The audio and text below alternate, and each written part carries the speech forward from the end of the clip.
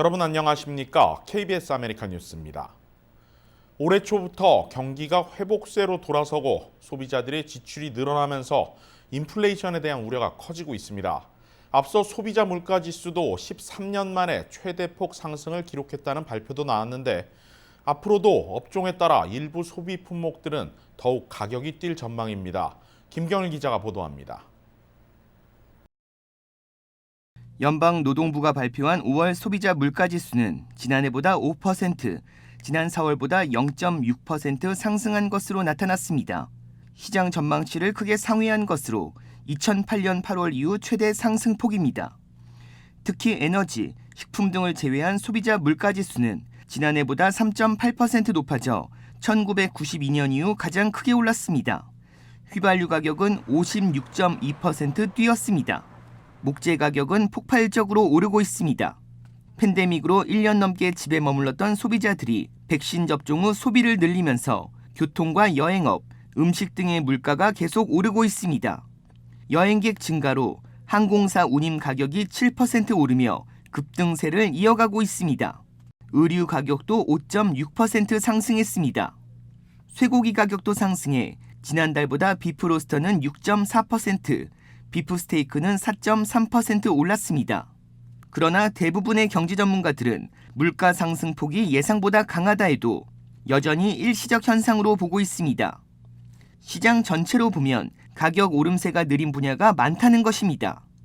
소비자 물가의 30% 이상을 차지하는 주거 비용은 지난해보다 2.2% 오르는 데 그쳤고 의료비는 지난 4월보다 0.1% 내려 지난해보다 1.5% 상승에 그쳤습니다.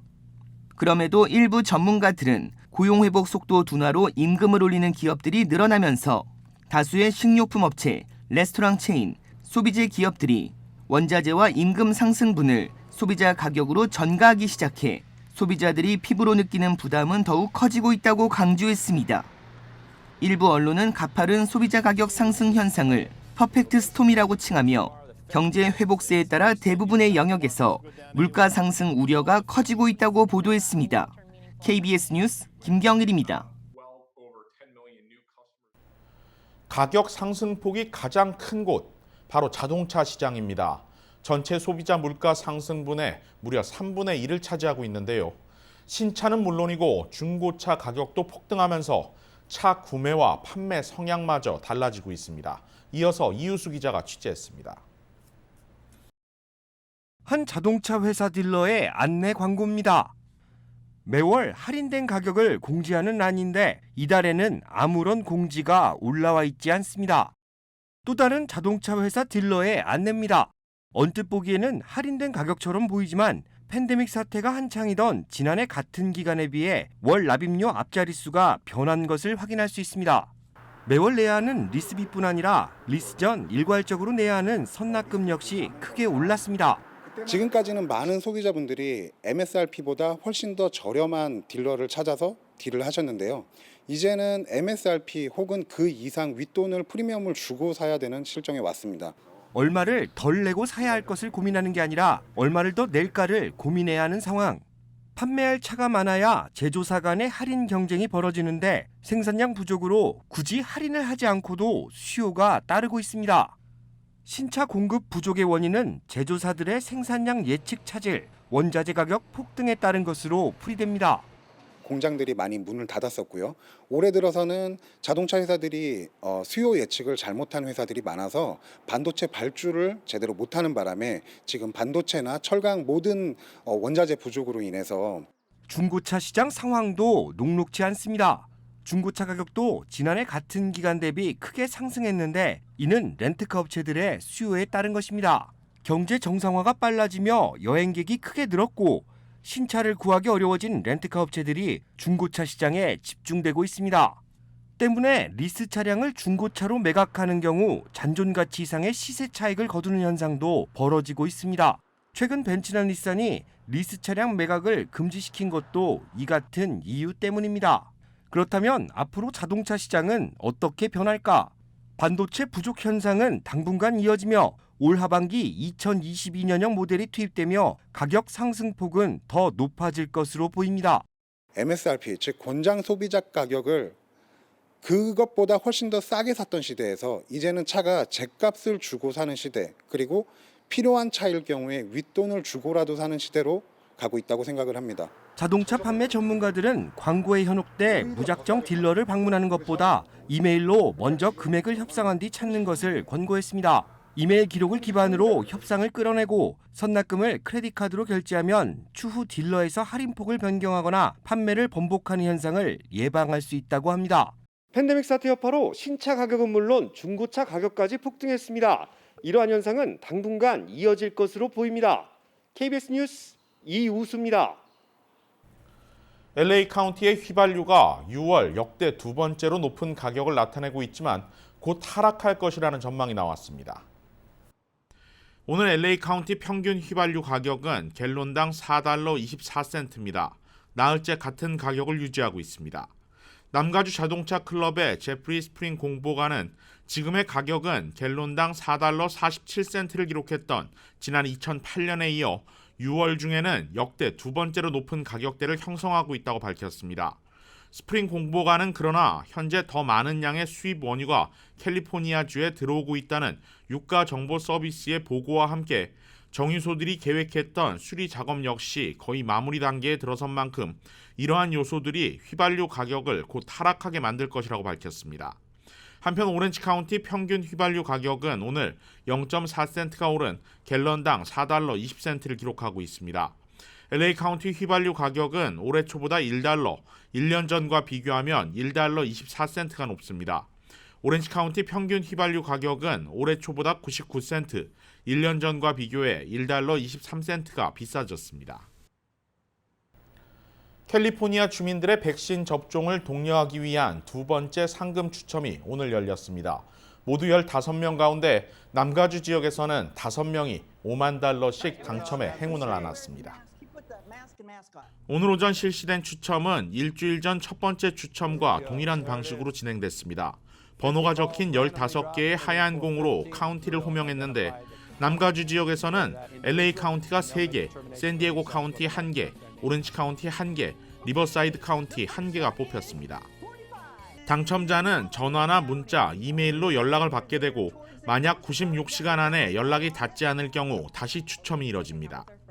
한편 이날 추첨 행사장에는 지난주 금요일 실시했던 첫 번째 추첨에 당첨자도 참석했습니다. The proud recipient, as a consequence of being vaccinated, of $50,000. Nancy Gutierrez is just 17 years old. She won the prize last week. 게빈 뉴섬 주지사는 이 자리에서 캘리포니아주가 연방정부 목표인 70% 접종률을 이미 달성했다며 이번 인센티브 추첨 상금이 큰 역할을 했다고 평가했습니다.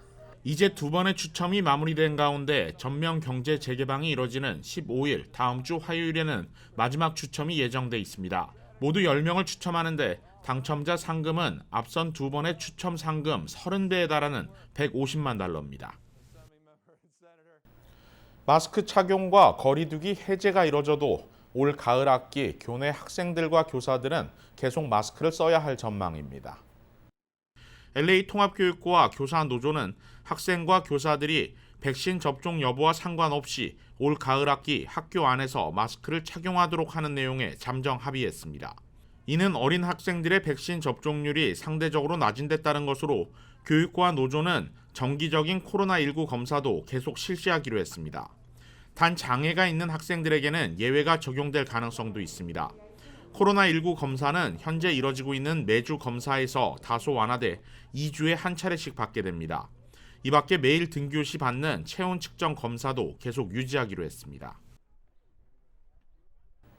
식품의약국 FDA가 코로나19 백신이 서로 뒤섞이는 사고를 낸 공장에서 생산된 존슨앤존슨 백신 6천만 회 분량에 대해 폐기를 결정했습니다. 앞서 지난 3월 존슨앤존슨 백신 생산 업체인 이머전트 바이오 솔루션스의 볼티모어 공장에서 서로 다른 백신 성분이 섞이는 사고가 일어났습니다. 이 공장은 존슨앤존슨 백신뿐 아니라 아스트라제네카의 백신도 함께 만들었는데 생산 과정에서 재료가 뒤섞인 것입니다. 사고 직후 존슨앤존슨 백신 1,500만 회분이 폐기됐고 공장 운영도 중단됐습니다. 또 후속 조치로 이 공장에서 생산된 존슨앤존슨 백신 1억 회분과 아스트라제네카 7천만 회분이 유통에서 제외됐습니다.